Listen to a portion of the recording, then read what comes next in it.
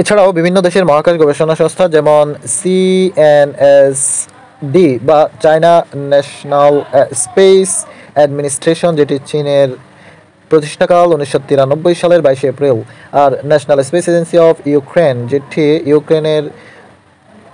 Ukraine দেশের, এটির প্রতিষ্ঠা 1992 সালের 2 মার্চ।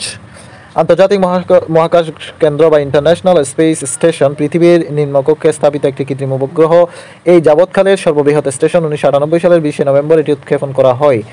এটি প্রতিদিন 15.7 বার পৃথিবীকে প্রদক্ষিণ করে। The Madela International Space Station, the largest human-made body in Earth orbit. এটি আকারে এত বড় যে এটি পৃথিবী থেকে খালি চোখে দৃশ্যমান হতে পারে। এটি 5টি গবেষণা সংস্থার একটি সম্মিলিত প্রকল্প।